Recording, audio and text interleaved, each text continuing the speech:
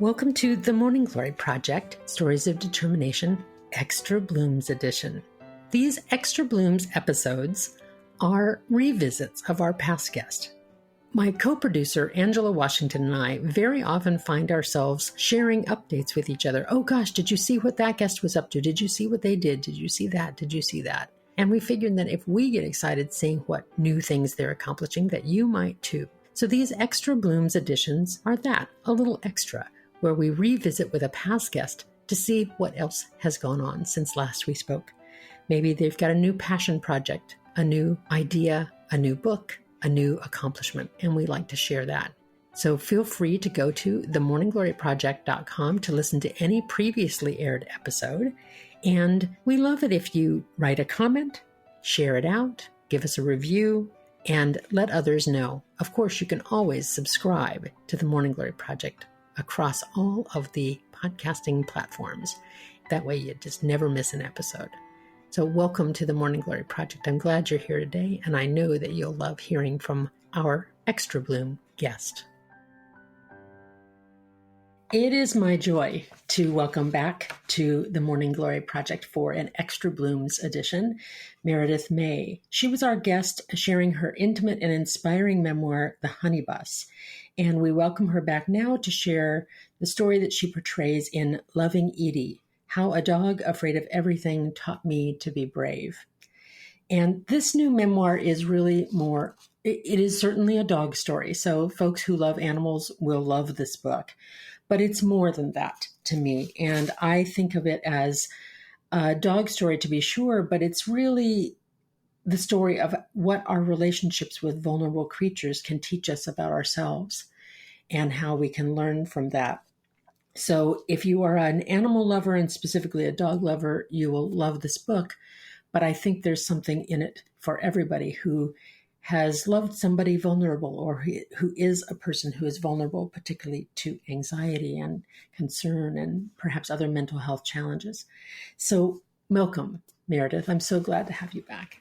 Thank you, Betsy. I am so glad to be here. I think I was one of your first podcasts, right? You were. You trusted me when we were in the beginning, and now we've been on for 2.5 years and have welcomed such beautiful stories. And I'm thrilled to be able to invite a few folks back to when they have new events and extra blooms in their lives. So thanks for joining us. Tell me, first of all, if you see the cover of this book and if we share a clip of this, you'll see the beautiful cover. I mean, who can resist a golden retriever puppy, for Pete's sake? I mean, come on, it's just a fabulous picture. But tell me how and why Edie came into your life. Well, I've always had a dog in my life. I mean, even during college when you can't bring a dog to the dorm, I sort of latched on to my crew coach's dog for 4 years. And so I was raised by my grandpa, and he always had a dog at his heels. And that's just how I wanted to move through the world. So I had 2 golden retrievers. And then when the second one passed, I immediately wanted another one. But at that point, I was dating my wife, and she had not grown up with good experiences with the animals. And so she was hesitant about getting another dog. We were living together, not married at the time. So I knew we would eventually get a dog. I just had to campaign very gently. Well, campaign very gently or work very patiently. And Jen, it's not that she doesn't love animals and all of that. She's a very crucial and beautiful character in this story too. I hate to call someone you love a character, but that's how it is on the page. But she's an amazing person in lots and lots of ways. And it was at the time a police officer. Mm-hmm. And what were her hesitations about getting a dog? Because I know that there are lots of couples on the planet who one person wants the dog and the other person doesn't. Well, when I met her, she was a cat person. She had 2 cats. But her hesitation is kind of sad. She grew up with a rather cruel stepfather in Humboldt, rural Humboldt, on 60 acres in a mountain, really in the middle of nowhere. And she loves animals. but she would always bring strays home, and the stepfather, would get tired of them or irritated by them, and he would make them go away in mysterious ways, but sometimes in outright cruel ways, right in front of her. I'll leave that for the book. It's pretty awful. Yeah. Well, and so for her, an animal, as much as she loves animals, represented a wound and some trauma and pain in her past.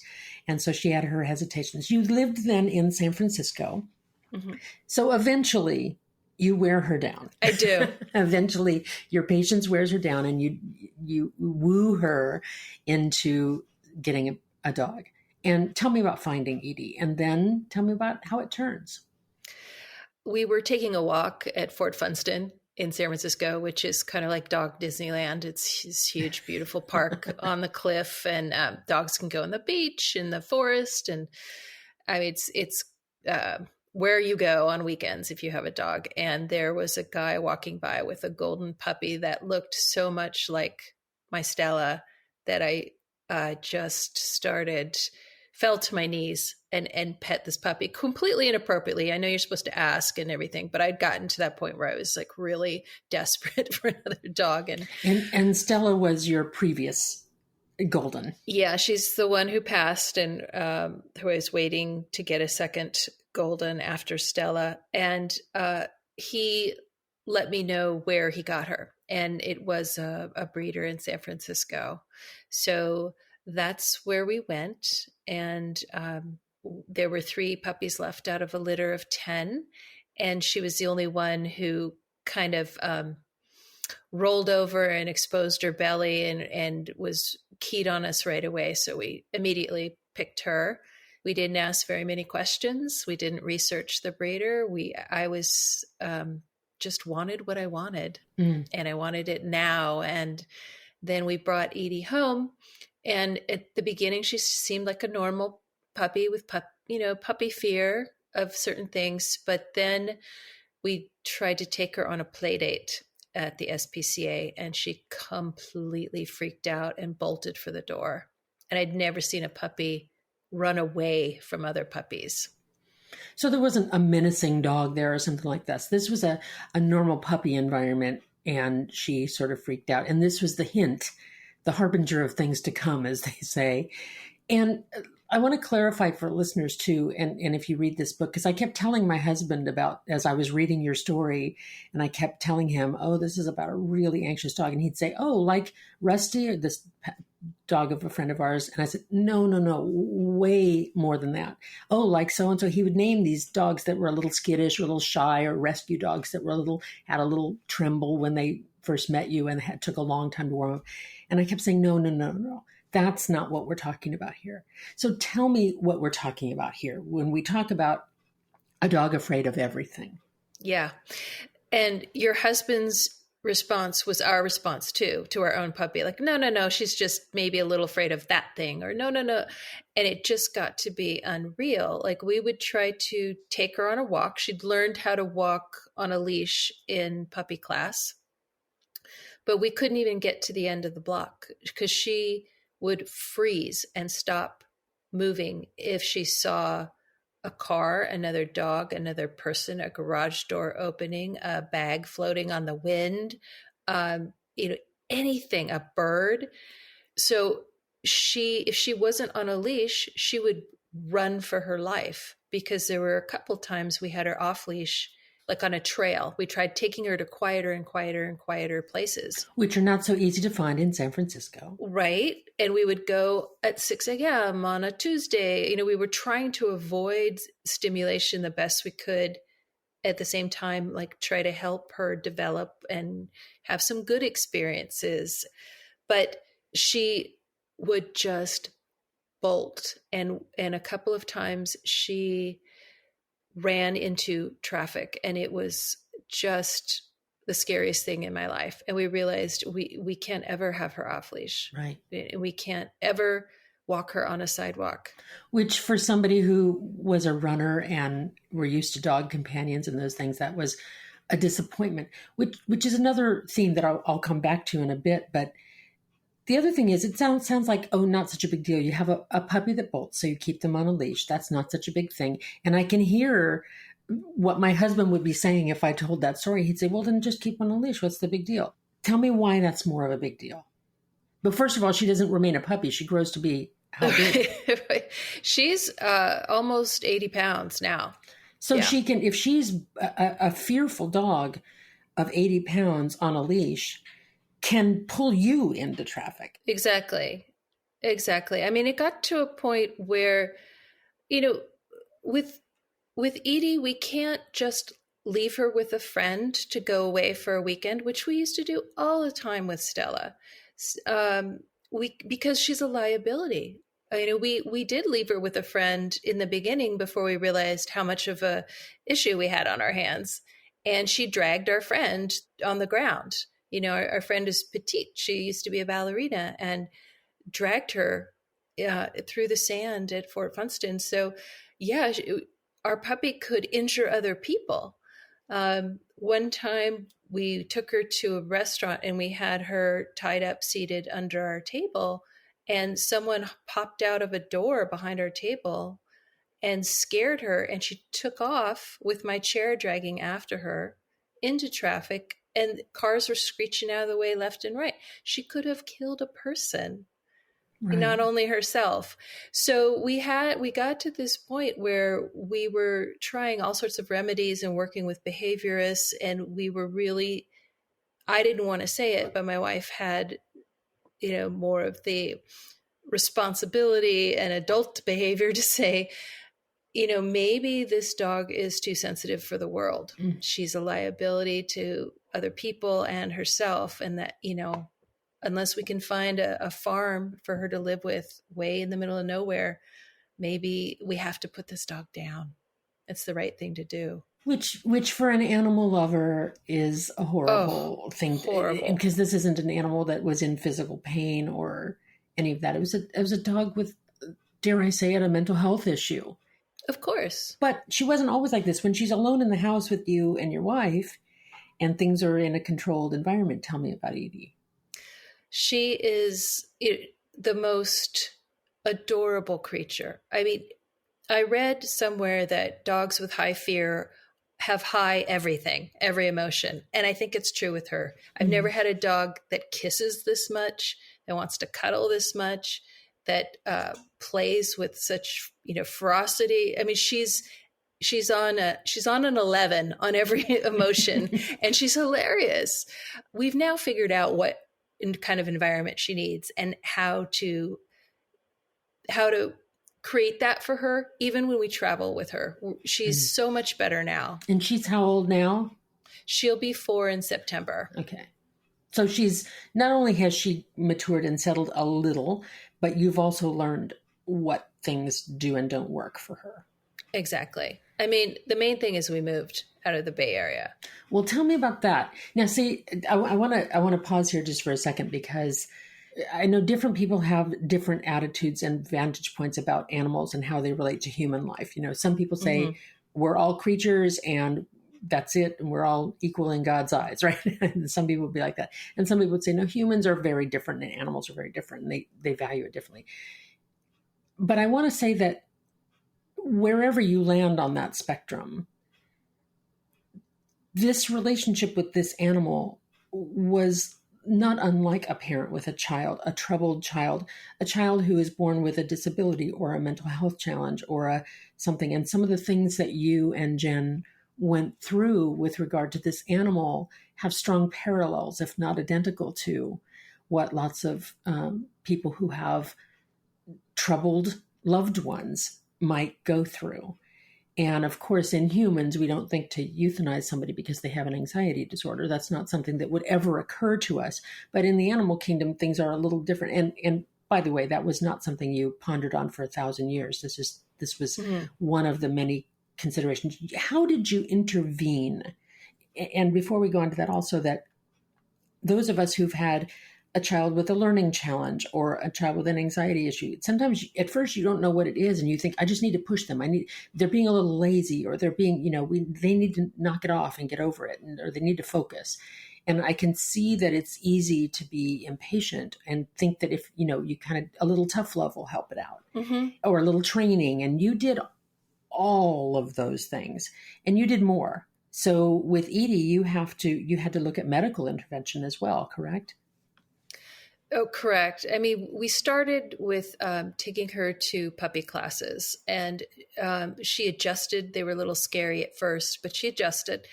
And we ended up hiring our puppy school trainer to come to our house and to help us. And she was the one who really sat us down and said, stop trying to make this puppy the way you think a golden retriever should be. Stop trying to fix her. And she didn't use these exact words, but she was the first one who said, you have a special dog, and this dog's going to need accommodations for the rest of her life. And you have to learn how to read your dog's body language and understand what fear looks like when it escalates, and get her out of a situation before she reaches full-blown panic. So that person really helped us. We still resisted a little bit. I shouldn't say we. I still resisted. My wife was much better at understanding our dog and trying to make her feel better.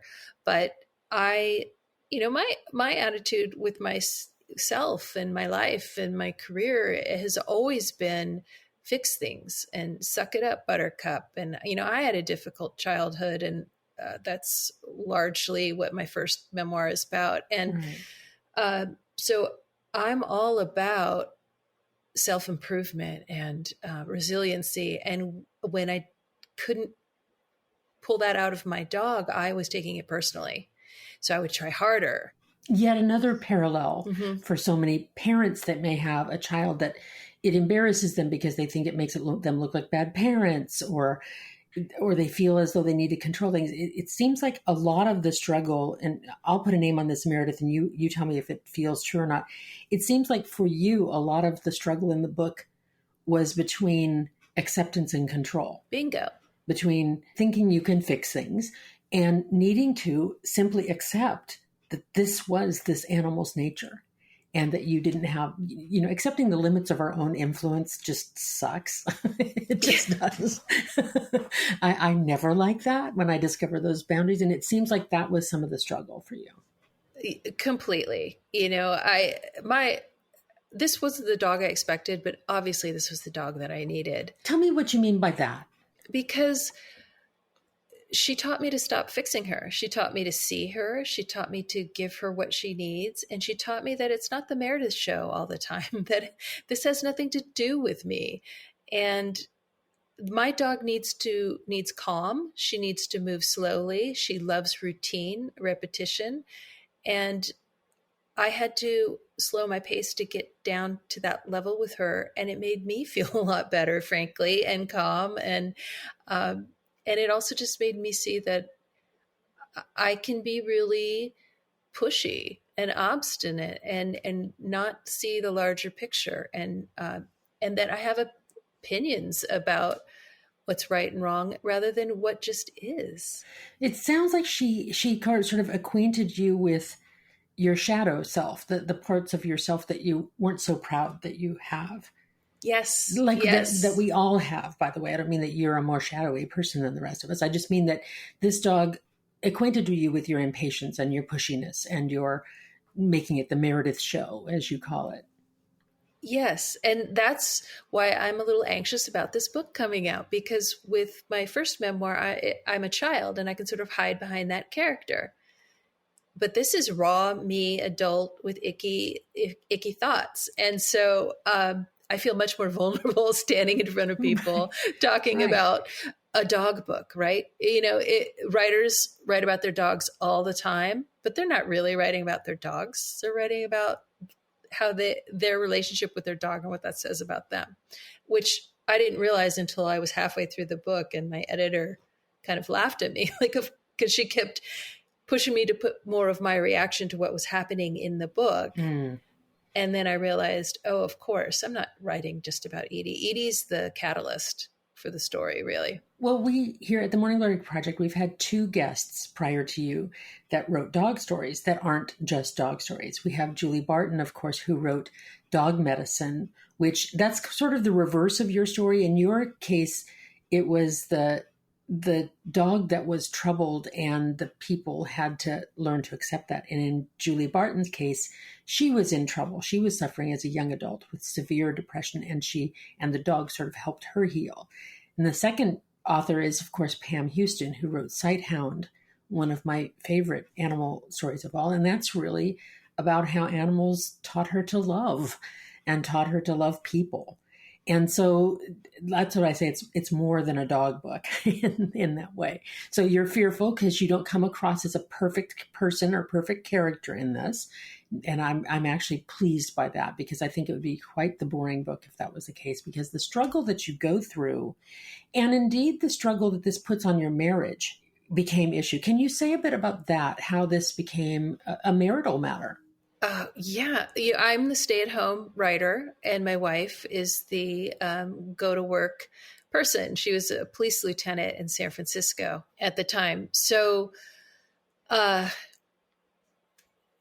came a point where I was pretty much stuck in the house all day with the puppy.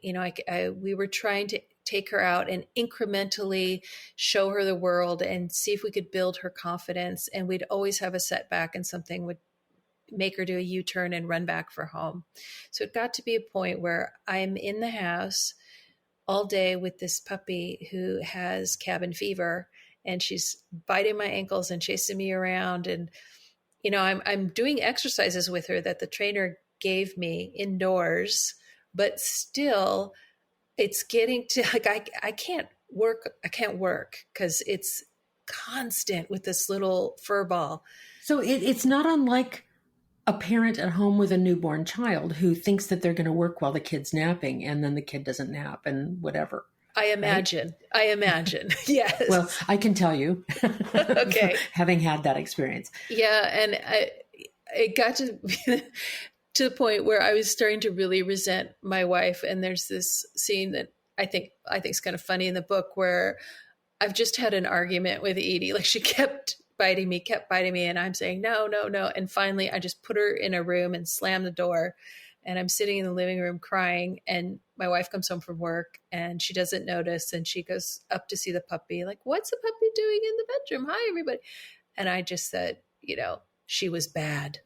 And I'm just like so upset. And, we had to have a talk. I said, I feel like you're the dad, and you come home and you have a couple hours with the puppy, and that's it. And you're not seeing like the other 22, where I am just rattled and stressed. And, we had to figure out a way to give me a break. So she started taking the puppy to her work one day a week, which is kind of amazing. Well, so just go back for a second though.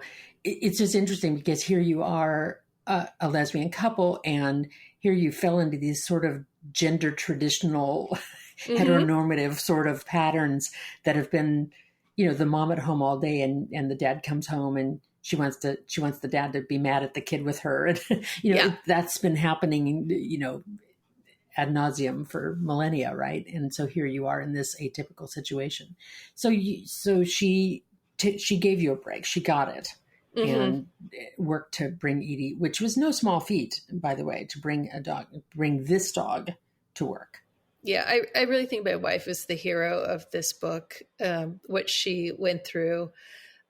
She worked at the police academy at the time, and they had it was an old elementary school, really, that was really run down, that had been turned into academy. And so she was the boss. She was the lieutenant of this little area. So she allowed dogs, she brought hers, and there was a colleague who brought his 2, I want to say French bulldogs. And so there were these 3 puppies whirring around people's legs all day. And it lasted for about a month and a half until someone finally said, I can't work this way. But Edie had a blast. And I think it really helped her development. And, she learned to be in a different place with different animals. She's she's great. She's great with other dogs. And I think that helped her. She saw some dogs that mentored her.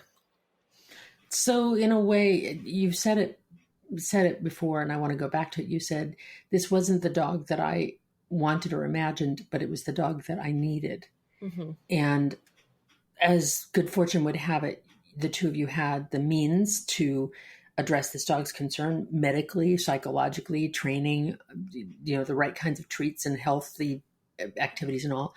That's a beautiful thing. Not everybody would have those resources, of course, and they'd need to make other choices. And so I don't want to be judgmental about that. Good fortune was that you had that luxury. And one of those was that you kind of got it that you couldn't live in an urban environment with this dog. Yeah. And, to be completely transparent, we had always wanted to move out of the Bay Area and move back to my hometown in Monterey County. So we had always had that as a plan, but we were going to wait until Jen retired, and she had about 2.5 more years to go for our plan. But it just got to be so difficult that we started casually looking like, what if we just found the right place early? And that sounds a little bit like, what if we just go look at puppies? Yes, exactly.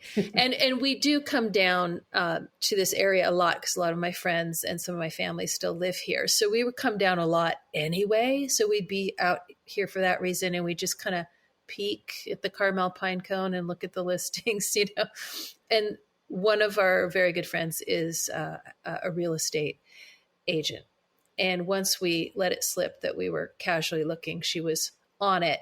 And she found a place 15 minutes from her house because she wanted us to be her neighbors.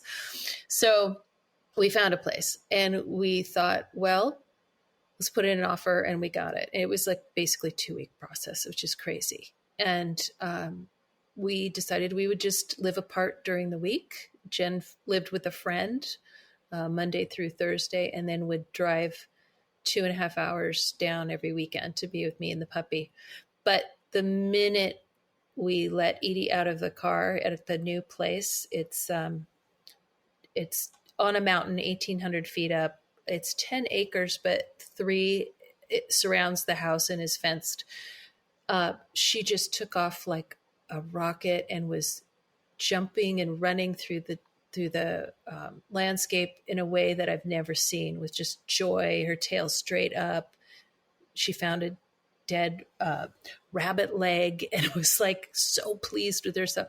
I mean, we looked at ourselves and said, this is our dog. It was amazing.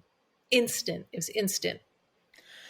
Well, again, looking at the parallels with human loved ones, I wonder how many parents who have struggled with a child that has either a physical or mental health challenge, and they finally succumb and say, let's change our lives. Let's get a single story house, or let's, whatever it might be that is the accommodation. And they say, oh my gosh, I wish we'd done this so much. And this is what it seems to be part of the acceptance factor of, we're not going to change this creature, human or canine, into what we need in our lives, but we need to change our lives to recognize and accept that this is the creature in our lives. Exactly. We figured out that what you cannot do with Edie is bring her to a brand new place, either a hike or someone's house, or a new whatever. You can't bring her to a new place, put her on the leash and go, let's go. I mean, she wants to sit there and check it all out and make sure it's okay before proceeding. So rather than get into like a tug of war with her, I make several plans to go to that place for longer and longer little increments. So it's like 5 minutes to Ron and Betsy's house, then 10, then 15, then try an hour, and just watch her body language. And as soon as she gets uncomfortable, take her away. And eventually she'll adjust to the place, but it's got to be on her terms. And, I had to accept that it's not my dog being ornery. My dog's trying to tell me something. It's not me being a crazy dog lady by letting my dog have all the power. in the relationship. Mm. It's watching her, understanding her, and helping her. And that's okay. And then when she has a win, like when she first learned how to swim in a lake and chase a ball, I mean, we worked on that for 6 or 7 months. When she first did it, oh my gosh, the highs are so much higher with dogs like this because they're doing normal dog things, but it's such a big deal. It's not normal for them. And when they do it, I could ride that high for weeks. It's just great. Well, I have to also tell you that I met myself a lot in your story, and in a number of ways. And I thought not only just about my relationship with animals, but with people as well. My husband has been losing his hearing as we age, right? He's getting older and his hearing. And I find that I get really impatient with him. He doesn't want to go to a restaurant or to, trivia night at a bar because it's a cacophony of noise to him and he can't. It's annoying to him. And I would get frustrated. It's like, oh, just come on. And I'd say, well, just wear hearing aids for Pete's sake. What's a big thing? He said, I feel like I'm underwater and I don't really help that much. And I found myself getting impatient with him. It's like, well, wait a minute, this hearing loss thing, this is not his fault. This is not something wrong with him. This is a natural part of aging for lots of folks. And how come I'm being such a butthead about it is really what I kind of came up against myself.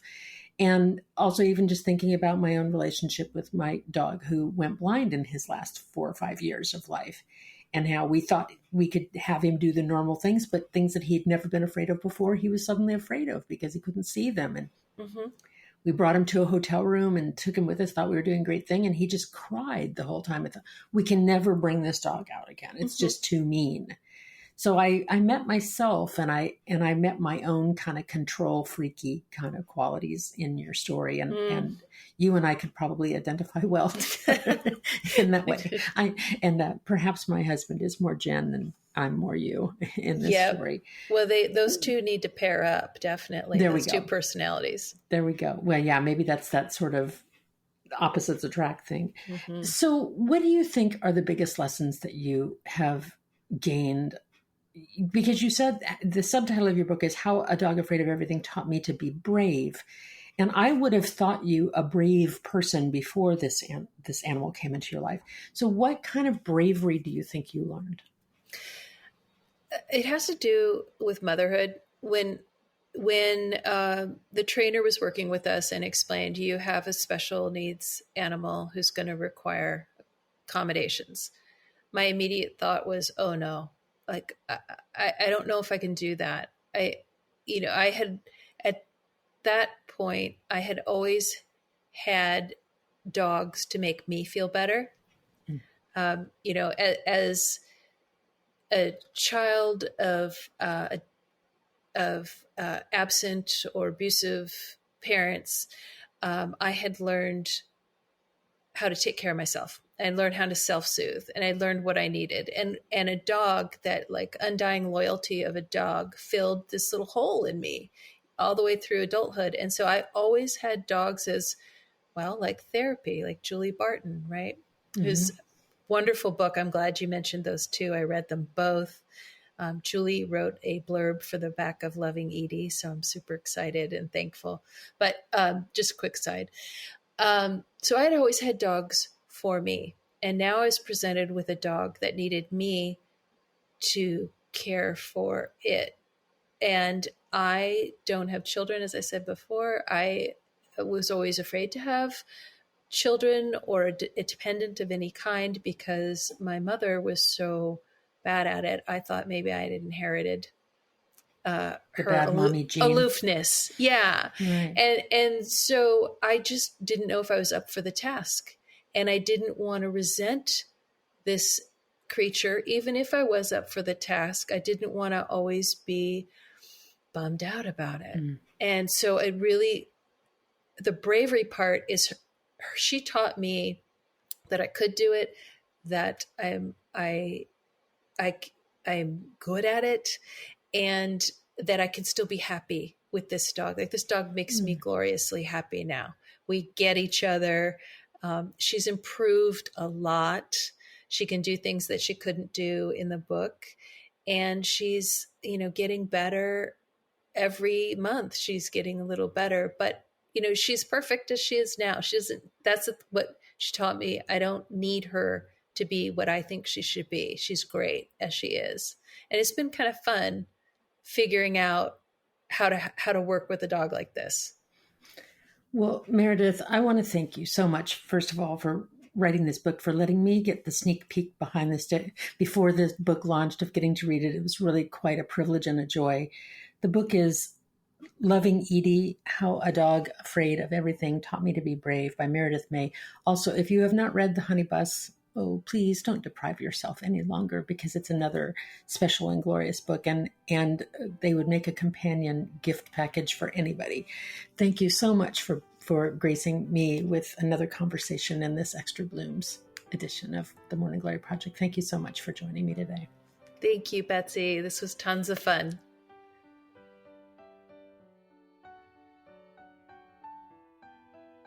As I reflect on not only my conversation with Meredith May, but both of her books, and especially today with her book, Loving Edie, I'm reacquainted again with how a story can meet us, or how we can meet ourselves in a story. Wonder, what would I do? How would I handle that? We come to it with our judgments, with our hesitations, with our fears, with our, ooh, that's a little bit like me. We recognize ourselves in these stories. And I encountered sometimes my not so great qualities, and had to look at myself a little bit in the reading of this book. It's a beautiful story. And yes, if you're a dog lover, you'll love it. But also, if you have a vulnerable person in your life, a child with a learning challenge, or a physical disability, or a loved one who's aging and has less capabilities than they once did, I think that you'll identify with it as well. It's just that power of storytelling that helps us to learn lessons that are both on the page and that we bring to the page. That is just what keeps me reading and writing stories and sharing them here on the Morning Glory Project. Thanks so much for listening. I certainly appreciate the honor of your time, and I hope that wherever you go, whatever you're doing, whatever books you're reading, or films you're watching, or stories you're hearing from loved ones, that they are helping you to bloom.